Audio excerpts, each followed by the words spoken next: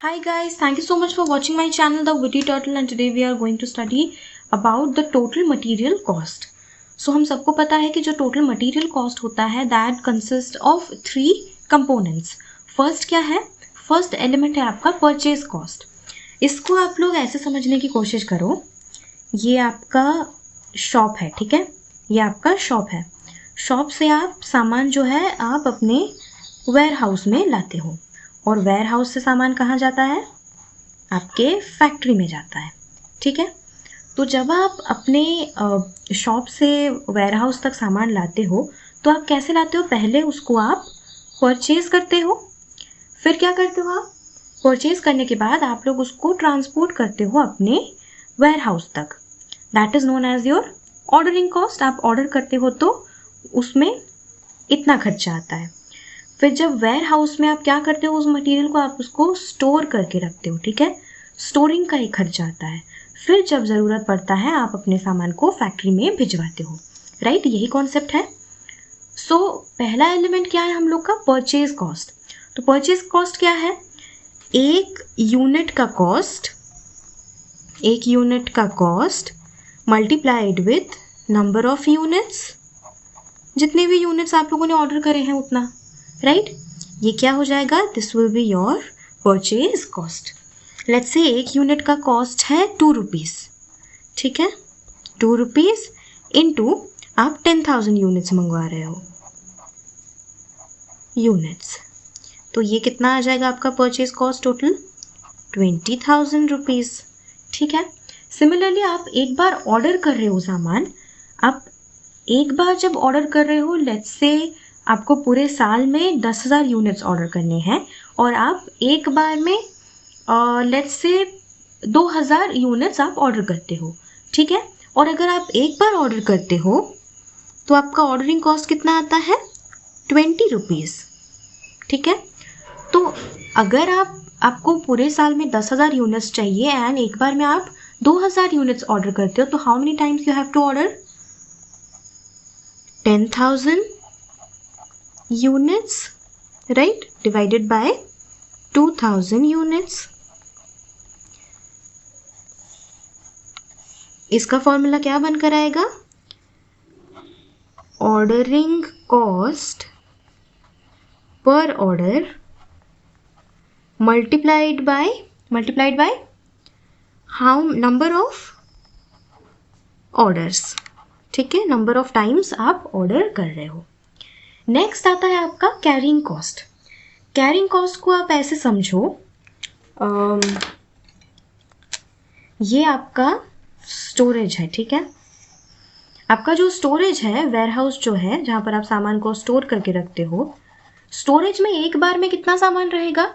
अगर आप एक बार में 2,000 यूनिट्स ऑर्डर कर रहे हो तो 2,000 यूनिट्स आया यहाँ पर, फिर थोड़े टाइम बाद ये ख़त्म हो गया, राइट. ये ज़ीरो हो गया, यहाँ पर 0 यूनिट्स हो गया. फिर दूसरा ऑर्डर आया, अगेन आप लोग यहाँ पर ऑर्डर कर रहे हो उसको, आप लोग उसको अगेन ऑर्डर कर रहे हो तो अगेन 2,000 यूनिट्स आया, फिर वो ख़त्म हो गया, 0 यूनिट्स हो गया. तो एवरेज कितना क्वांटिटी का सामान आपके स्टोरेज में रह रहा है? आपका जो एवरेज स्टॉक है that is opening stock plus आपका closing stock divided by 2, right. So ये क्या हो जाएगा आपका? ये है आपका एवरेज स्टॉक. इतना मल्टीप्लाइड विद एक कैरिंग कॉस्ट होता है पर यूनिट पर एनम का, ठीक है. विच मीन्स अगर आप लोग उस पर्टिकुलर नंबर ऑफ यूनिट्स को आप हमेशा ही अपने पास स्टोर करके रखोगे पूरे साल में, तो एक यूनिट का एक साल का खर्चा कितना आएगा, ठीक है. Carrying cost per unit per annum. इसको लिखते हैं. एवरेज स्टॉक क्या हो जाएगा यहाँ पर? ओपनिंग है आपका 2,000 यूनिट्स प्लस क्लोजिंग स्टॉक है आपका 0 divided by 2 multiplied with let's say carrying cost per unit per annum है 10 रुपीज़.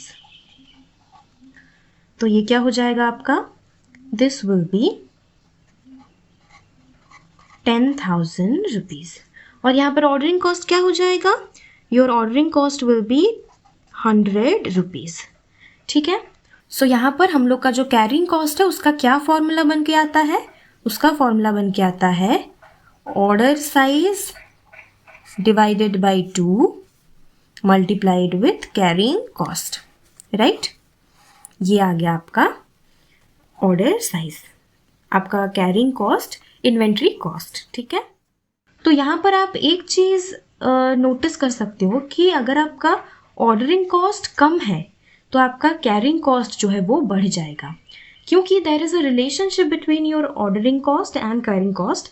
बिकॉज देखो, आपको अगर टोटल 10,000 यूनिट्स अपने 10,000 यूनिट्स को आप ला रहे हो, उतना आप परचेज कर रहे हो, तो आप अगर कम बार ऑर्डर करोगे, अगर आपका नंबर ऑफ ऑर्डर्स कम होगा, तो आप एक बार में ज़्यादा क्वांटिटी आप ऑर्डर करोगे, राइट, ज़्यादा क्वांटिटी आप ऑर्डर करोगे। और अगर आप एक बार में ज़्यादा क्वांटिटी ऑर्डर कर रहे हो, that means you have to store वो ज़्यादा क्वांटिटी आपको स्टोर करके रखना पड़ेगा, so your carrying cost will increase. लेकिन अगर आप ऑर्डर ज़्यादा कर रहे हो, लेट्स से हम लोग 5,000 यूनिट्स एक बार में ऑर्डर करते, तो आपका यहाँ पर नंबर ऑफ ऑर्डर्स कितना हो जाता, 2 बार ही आपको ऑर्डर करना पड़ता।